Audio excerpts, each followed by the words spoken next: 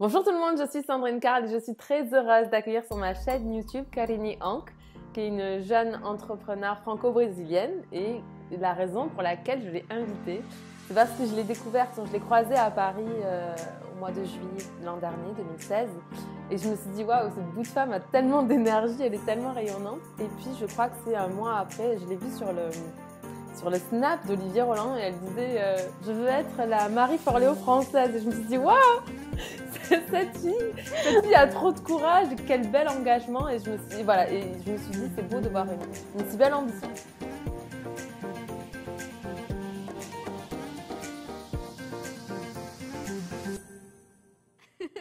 Donc Carini, je suis très heureuse, très heureuse de t'accueillir. J'ai très hâte que tu nous parles de toi, de ton chemin, de tes projets, de tes objectifs. Et, euh, et voilà, donc je te laisse la parole. Est-ce que tu peux te présenter pour tous ceux qui ne te connaissent pas encore? Oh, merci beaucoup, Sandrine, pour m'accorder ces interviews. Donc, je suis franco-brésilienne. Si je fais des petites fautes, désolée, en français, c'est ma quatrième langue.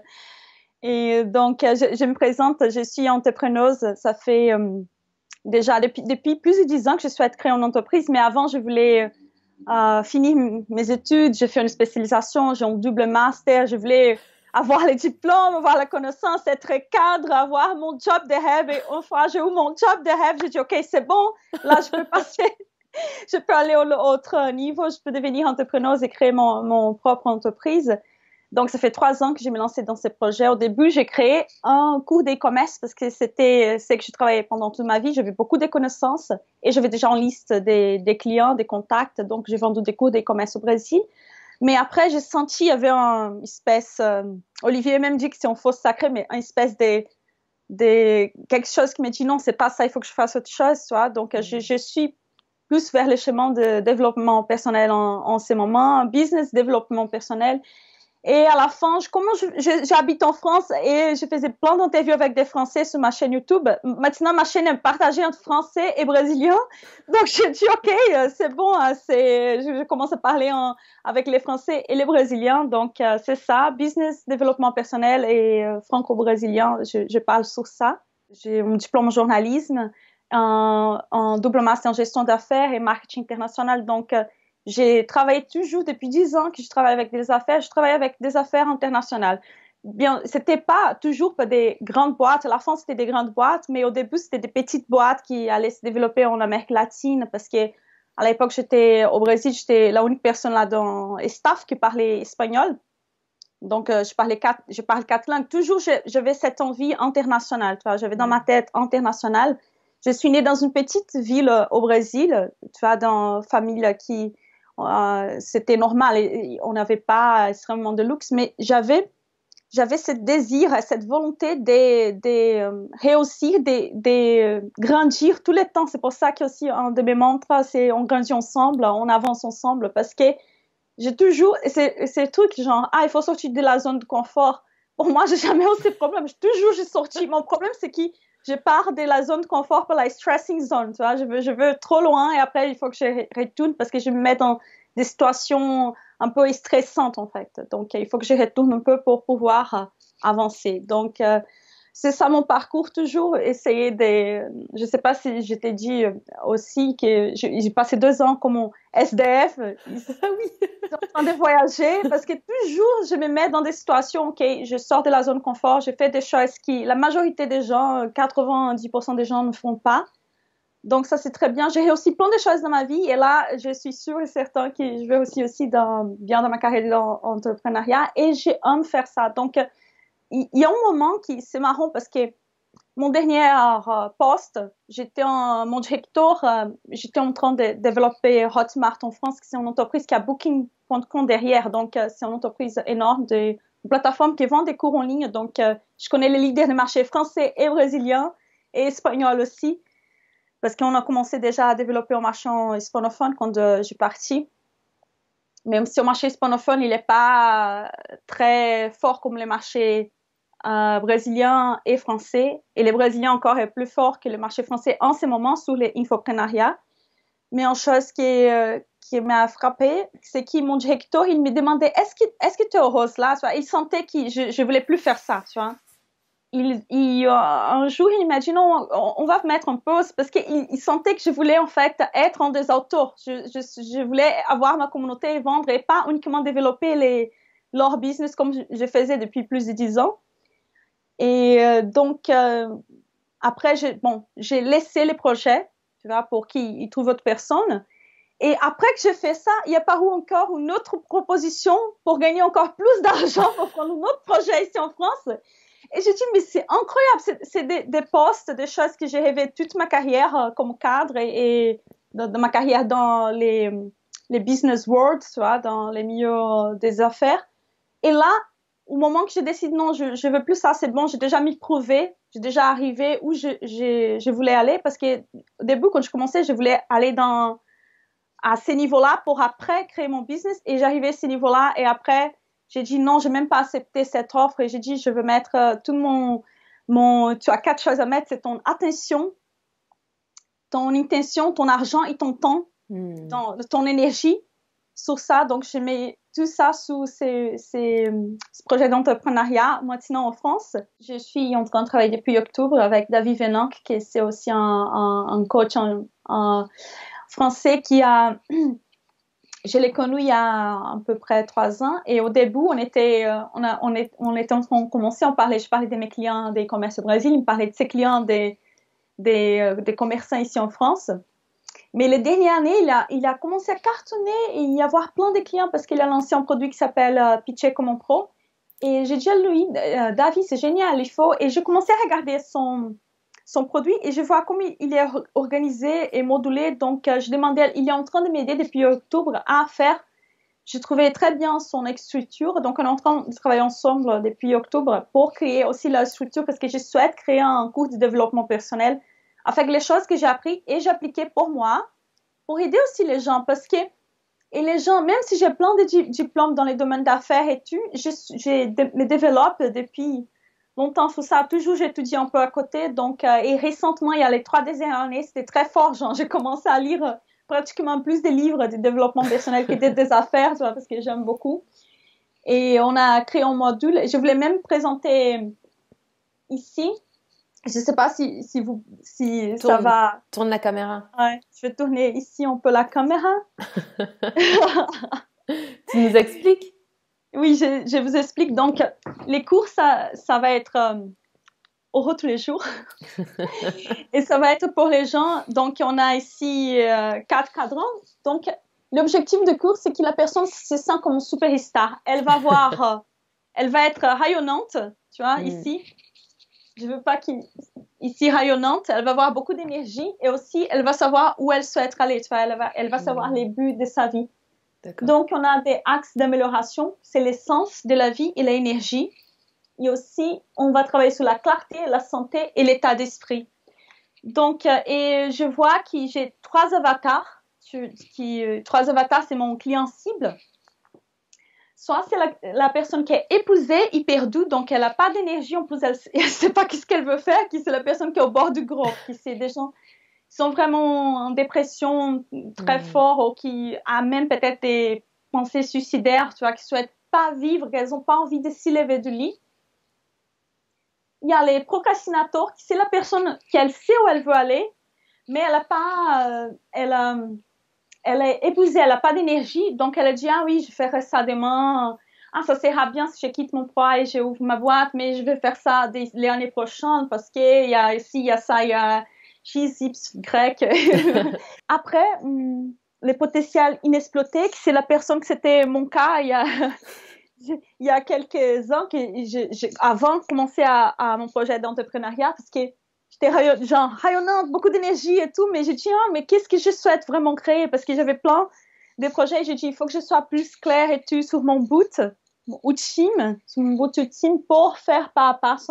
Donc, c'est la personne qui est en bon état d'esprit, elle est rayonnante, mais il faut qu'elle soit plus claire sur vraiment son but ultime pour qu'elle arrive à grandir avec du sens. Parce que sinon, elle peut aussi arriver à faire des projets, mais ça va pas être vraiment avec ses valeurs, avec sa clarté, avec les buts qu'elle veut obtenir pour sa vie. Donc ça c'est le projet que je suis en train de créer. Donc si toi tu es en potentiel inexploité bord du gros feu. Les procrastinateurs, venez me voir, suivre moi mon workshop gratuit que je donne en webinaire parce que je vais vous donner des astuces d'améliorer vers les superstars parce que l'objectif c'est ça, c'est de devenir un... Quand je dis superstar, c'est quand tu te sens rayonnant et tu es clair, tu travailles tous les jours, tu sens que tu avances et tu sens que toute ta vie, tous tes jours, il y a du sens, il y a de l'harmonie, il y a de l'amour, de respect, oui, de épanouissement et que tu es en train de grandir aussi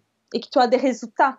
Tu vois, et bien sûr, après, il y a des gens qui sont ici, tu vois, qui sont déjà des superstars, qui sont des leaders et tout, mais ils vont aussi continuer à grandir, tu vois, dans ces cadrans. Donc, la croissance, c'est quelque chose qui ne s'arrête jamais, en fait. On peut toujours continuer à grandir et avancer. Et c'est ça, mais j'ai dit les 3 mantras que j'utilise, je parle avec ma communauté française, c'est on avance ensemble, on grandit ensemble et on heureux tous les jours.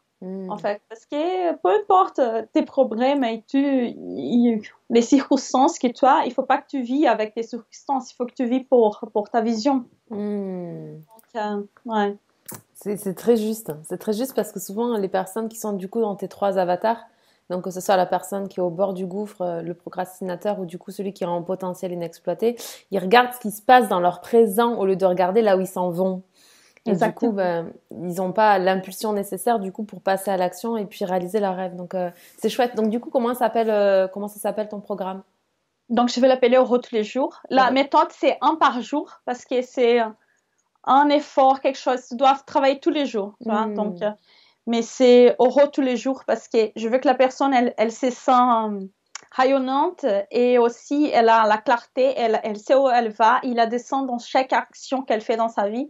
Donc elle va être heureuse, pas uniquement avec son énergie, mais aussi au centre d'elle, dans soi-même, parce qu'elle va avoir cette clarté et ses sens. Donc c'est pour ça que j'ai l'appelé heureux tous les jours pour parler au cœur des gens et pas à la tête, tu vois. Donc c'est chouette. Bah, du coup, on le remettra en barre d'infos.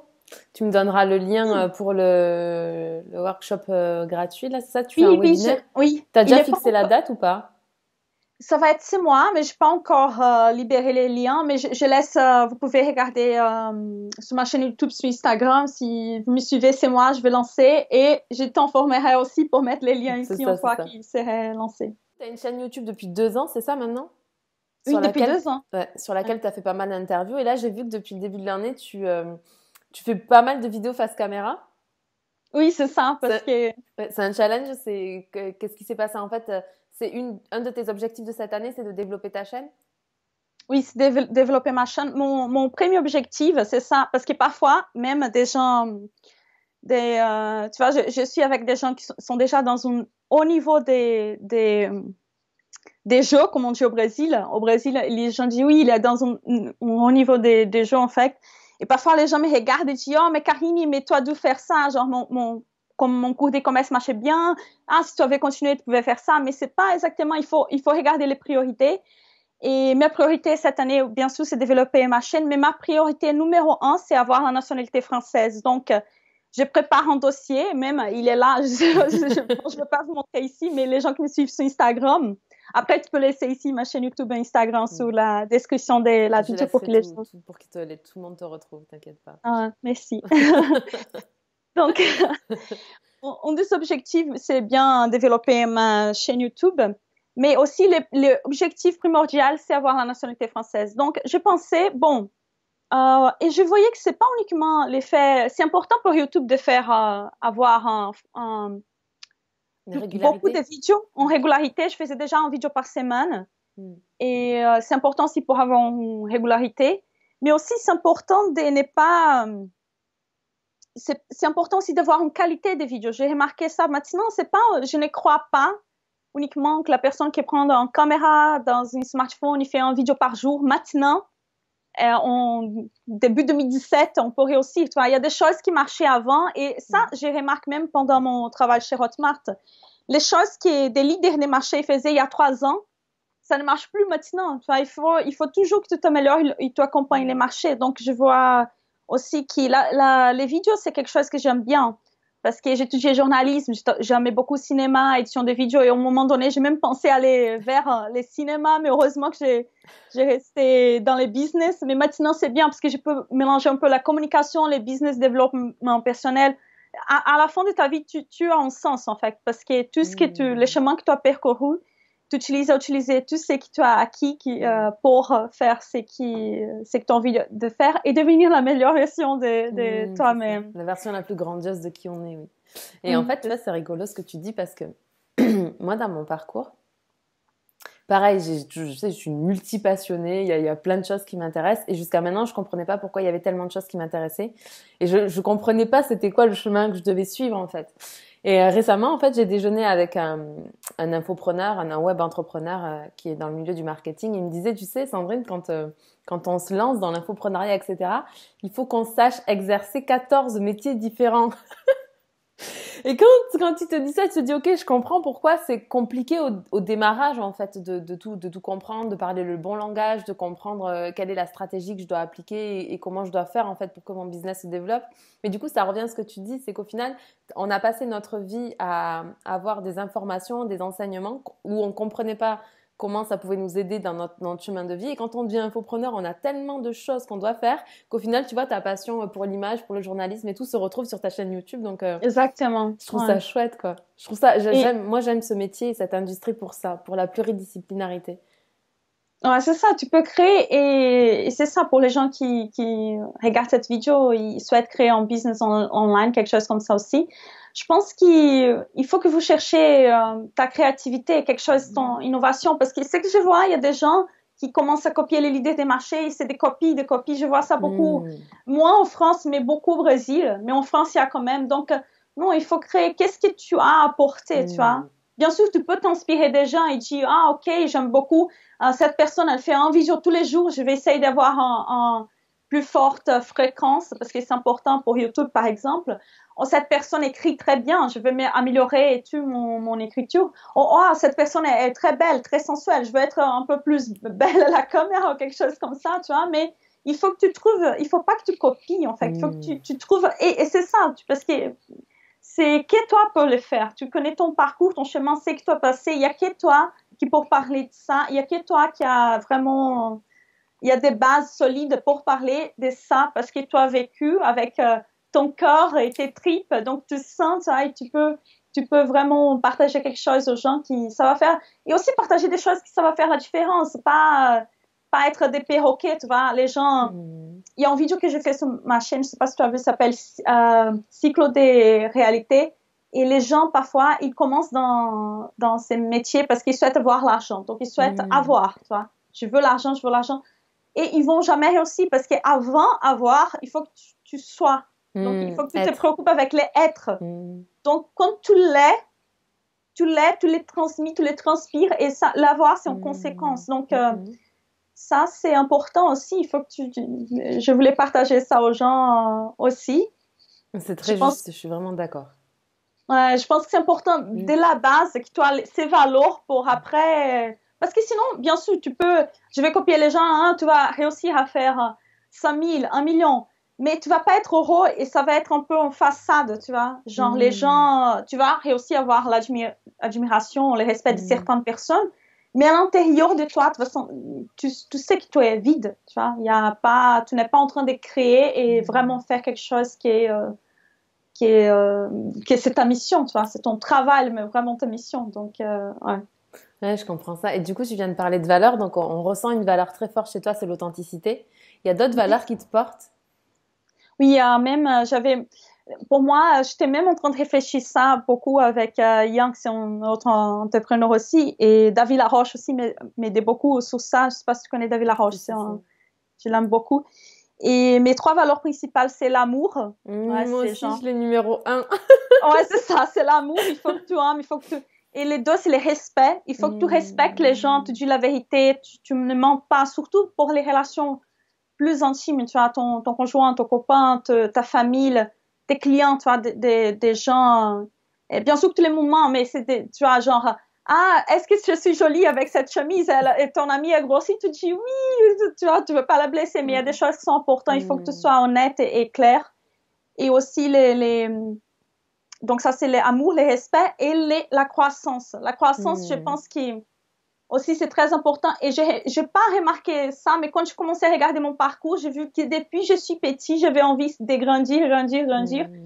Et je sais qu'il y a des gens qui regardent moi maintenant et disent non, tu vas pas réussir, tu vois, ça fait 2 ans que j'ai été suivre et j'ai pas remarqué beaucoup de changements, mais les gens qui me suivent depuis que j'ai arrivé en France, que ça fait 8 ans, les gens qui me suivent depuis que je suis petite, ils doutent pas parce qu'ils m'ont vu. Ils avaient déjà douté toute ma vie. Non, tu vas pas réussir à faire ça, tu vas pas, genre, je suis migrée en France toute seule sans parler la langue, imagine, Et t'avais quel âge, du coup, quand t'es venue en France?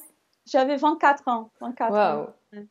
Mais avant, je voulais immigrer, j'ai dit, il faut que je parte, j'avais envie d'international, de découvrir une nouvelle culture, tu vois, et j'avais envie vraiment d'y aller habiter, pas uniquement parce que je faisais déjà des appels avec l'étranger, j'étudiais déjà les langues, j'avais déjà les contacts avec des étrangers, j'ai toujours cherché ça, mais j'ai cherché, oui, je vais immigrer, et les gens, non, mais maintenant, tu as déjà ton diplôme, tu vas pas réussir à faire, tu as déjà commencé à travailler, et toujours les gens, ils disent non, c'est impossible et j'ai réussi à faire. Donc, je me donne des défis, je fais des choses qui, tout le monde me dit que c'est impossible, mais pour moi, il faut que j'essaye. Et parfois, c'est stressant parce que je me mets dans des situations qui parfois, ça me fait pas très bien. Tu vois, maintenant, je suis en train d'équilibrer plus ça, mais ça va jamais être un équilibre parfait parce que je me mets toujours dans des situations il y a beaucoup de défis, des challenges et, pour grandir. Tu es vraiment une femme très inspirante, hein. Et je reconnais chez toi beaucoup d'énergie masculine dans ce défi, ces challenges, le fait de passer à l'action. Tout à l'heure, tu parlais du fait qu'il fallait être et après que l'avoir venait. Mais il y a aussi le faire. Je pense que on est qui on est et on expose, on affirme qui on est, on l'offre au monde. Ensuite, on va faire des actions, donc faire des vidéos sur une chaîne YouTube parce que aujourd'hui, tu as un parcours qui est vraiment inspirant. Ce que tu dis, c'est très très inspirant. Je pense que c'est très bien que beaucoup de personnes entendent ça.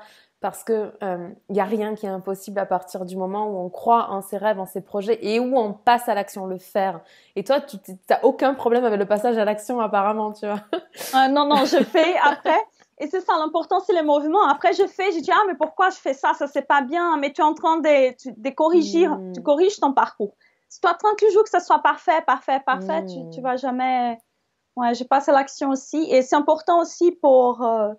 et toutes les femmes d'affaires qui étudient le développement personnel, elles savent aussi que c'est important de maintenir ta côté féminine, d'amour, de tendresse. Et la côté féminine, les pouvoirs féminins, c'est très important aussi parce que tu vas comprendre plus, même pour les hommes. Et c'est une chose que les femmes d'affaires, elles développent leur côté féminin. Ça, c'est évident. Mais les hommes, ils développent pas leur côté féminin. Et c'est important aussi, en fait, parce que c'est important pour les femmes de voir le côté masculin. C'est évident, parce qu'on va savoir se battre, on va savoir se défendre. C'est un équilibre. Exactement, c'est un équilibre. Ouais, mais pour les hommes d'affaires aussi, si vous êtes des hommes d'affaires en train de regarder cette vidéo, parce que dans ma chaîne, je suis très contente parce que je souhaite parler aux hommes et aux femmes et j'ai réussi, c'est moi, avoir 50% des hommes, 50% des femmes. Je suis très heureuse. Bravo. Au début, comme je commençais sur ma liste d'e-commerce au Brésil, il y avait que des hommes et des mecs, des hommes, et des e-commerce. Et maintenant, ça a balancé, ça commençait à avoir des Français et tout. Et maintenant, il y a des femmes, des hommes, 50%, Brésil et France. Donc, je suis très contente, j'adore cette mélange. Ah oui. Comme ça, ma vie tous les temps. Mais je souhaite parler aux hommes que c'est important aussi qu'ils développent leur côté féminin. Sinon, ils vont pas avoir des compassions pour leur propre femme, tu vois. Ils vont pas comprendre, ils vont pas apporter d'amour. La relation va être beaucoup plus de contrôle et pas beaucoup d'échanges d'amour. Ça, c'est important pour les hommes aussi. Et aussi pour la création, tu vois. Quand les hommes explorent un peu cette côté féminin, intuitif, ils vont savoir créer, être innovants, ils vont savoir faire des choses ils vont pas faire des copies un peu améliorées, ils vont vraiment créer quelque chose de nouvel. Et aussi, ils vont être meilleurs avec les clients, ils vont comprendre plus, être plus intuitifs et savoir plus ce que les clients souhaitent et comment toucher meilleur les clients. Les hommes qui développent ça, je vois très fort chez David Laroche, il fait ça très bien, les deux énergies. Max Piccinini aussi, je sais pas si tu connais. Si, il travaille aussi beaucoup les deux énergies. Même Tony Robbins, on voit qu'il y a bien sûr, la côté masculine doit prévaloir, mais tu dois aussi travailler la côté féminine. C'est comme la femme, la côté féminine doit prévaloir, mais tu dois aussi travailler la côté masculine. Ouais. Marie Forleo et Oprah Winfrey, il y a aussi quelqu'un... qui est sur Londres, qui s'appelle Mimi Icon, sont des femmes, parce que toujours aussi, les gens parlent beaucoup des hommes d'affaires qui sont inspirants, mais il y a aussi des femmes qui sont très inspirantes et tu dois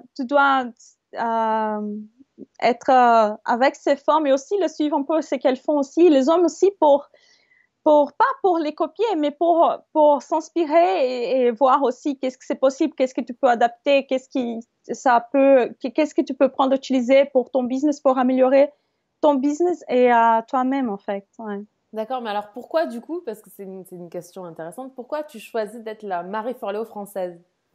En fait, je dis ça Marie Forleo française parce que je crois que je parle quand j'ai regardé, j'ai comparé les marchés français et les brésiliens et c'était même marrant parce qu'au début, j'avais une liste au Brésil, donc je commençais à faire des vidéos pour les Brésiliens. Je n'imaginais même pas toucher les Français, surtout que français, c'est ma quatrième langue. Tu vois, je n'ai pas encore les passeports français. Mais j'ai remarqué qu'au Brésil, il y a tellement un état entrepreneuriat énorme que mes vidéos au portugais, ils étaient moins... j'ai commencé à voir une communauté française sans vouloir. Parce que les gens, je faisais des interviews en français avec des sous-titres en portugais, donc les gens s'abonnaient, ils demandaient des choses en français, en fait. Les gens commençaient à me demander des choses en français. Ils voulaient que j'ai traduit mon produit en français des commerces. Et je dis, mais c'est intéressant, en fait. Je commençais à remarquer, et même j'ai donné une conférence sur ça à Budapest, au congrès d'infopreneurs de Peg et Jeff qui organise tous les ans. Et j'ai parlé en fait, si tu compares les marchés français avec les brésiliens, au Brésil, il est déjà beaucoup plus évolué. Il est 6 mois jusqu'à derrière aux États-Unis pour les marchés d'infoprenariat, des gens qui vendent des produits digitaux en ligne.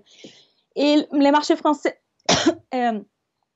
2 ans et demi derrière, les marchés hispanophones et 4 ans. C'est pour ça aussi que je pense qu'Alexandre et tout le monde qui souhaite explorer les marchés hispanophones, ça doit être... j'ai même pensé à explorer les marchés hispanophones, mais c'est comme si j'ai dit, c'est un pas à chaque fois. Parce que les marchés français et les hispanophones, il y a encore l'espace pour se développer. Les marchés brésiliens, il est déjà quasiment saturé comme les Américains. Mais ça ne veut pas dire qu'il n'y a pas d'espace pour les nouveaux. Ça veut dire que ça va prendre plus de temps et ça va être un peu plus dur, difficile. Ça ne veut pas dire que ça va être impossible. Et il faut toujours assurer ça parce que parfois, vous êtes en train de regarder des leaders des marchés qui disent « Ah, c'est facile, je fais ça et après un an, j'ai obtenu ces résultats. » Mais ça, c'était il y a 5 ans, 6 ans, quand il n'y avait pas tant de gens sur Internet. Donc maintenant, c'est un peu différent. Et quand j'ai dit je souhaite être la Marie Forleo française, je vais mettre toutes les fiches de mon côté. Et c'est parce que je pense qu'en France, il y a plus de choses à être faites. Au Brésil, je vois déjà, je ne sais pas si c'est parce que le Brésil, il y a cette démarche entrepreneuriat. Et il y a aussi... on parle d'Alexandre, mais aussi Positive Jessica, c'est une femme que j'ai senti beaucoup. Il y a Edith Lassia aussi. C'est des femmes que je sens qui ont les développements personnels et les business, comme moi et toi, qui on a ces deux côtés. Et j'aime beaucoup développer ça. Et je vois au Brésil plein d'exemples des femmes comme ça. Et en France, soit je vois 3 vers le développement personnel et 3 vers le business. Et c'est bien quand on met les deux ensemble. Et on voit ça chez Marie Forleo. Mais bien sûr que je vais être Karine Young. Je vais pas être Marie Forleo. Mais quand je fais ces investissements, c'est pour dire que c'est aussi pour faire un engagement public et pour vouloir s'inspirer et grandir, s'améliorer chaque jour. Marie Forleo, c'est un exemple. Mais même une chose que je répète depuis longtemps, c'est que je veux être milliardaire. Je veux être milliardaire.